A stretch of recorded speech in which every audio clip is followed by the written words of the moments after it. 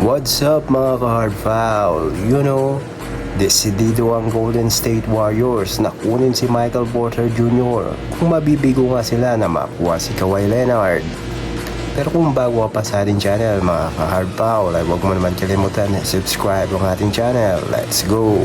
Ayon sa NBA insiders na si Mike Scotto, posibleng maging trade candidate si Michael Porter Jr. kung hindi nga siya mabibigyan ng magandang kontrata o extension ng Brooklyn Nets sa kabilangan ng kanyang breakout season kung saan siya ang naging pangunahing sandata ng kanyang breakout season kung saan siya ang naging pangunahing sandata ng kupunan sa opensa.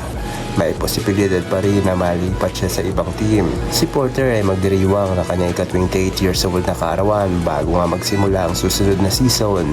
Samantala, karamihan sa kasalukuyan ng core ng Nets ay mas bata sa kanya at nakatuon pa rin sa pangmatagalang rebuilding ng kupunan. Dahil dito, may mga nagdududa kung tugma ba ang timeline ni Porter sa direksyon ng prangkisa. Isa lamang ito sa maraming trade rumors na umiikot sa Brooklyn ngayong off-season. Kapansin-pansin din na naiulat na pinag-aaralan niya ng Warriors ang posibilidad na kunin si Porter. Bago nga ang trade deadline, nananatili silang isa sa mga kupunan na nagbabantay sa kanyang sitwasyon. Ang pinakahuling kupunan niya ay malakas na iniugnay kay Michael Porter Jr. ay ang Golden State Warriors habang nasa roster pa rin si Stephen Curry.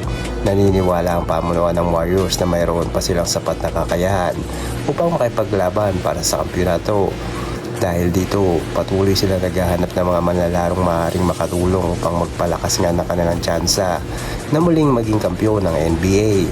Isa sa mga pangalang lumulutang ngayon si Michael Porter Jr., isang mahusay na scorer na kaya nga magbigay ng malaking kontribusyon sa opensa. Kung may dadagdag nga siya na kupunan, inaasahang magkakaroon niya ng panibagong armas ang Warriors na makakatulong kay Stephen Curry at sa iba pang pangunahing manlalaro ng team.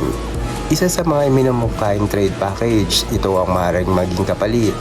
Makukuha ka ng Brooklyn Nets na Draymond Green, Al Horford, Will Richard, 2028 first round draft pick na may top 5 protection. Samantala, makukuha naman ng Golden State Warriors sina Michael Porter Jr.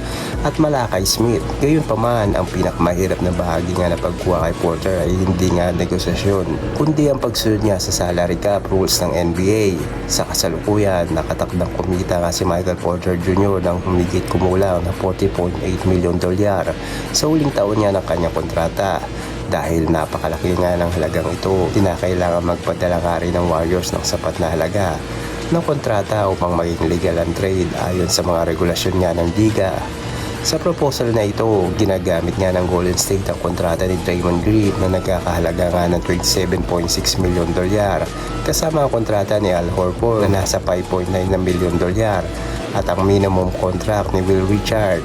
Kapag pinagsama-sama nga ang mga ito, halos naaabot nga nila ang kinakailangang halaga para sa salary matching na hinihingi nga ng NBA kung sakaling matuloy nga ang naturang trade. Makakakuha nga ang Warriors ng isang mataas na mahusay na shooter na kayang umiskor mula sa labas at loob.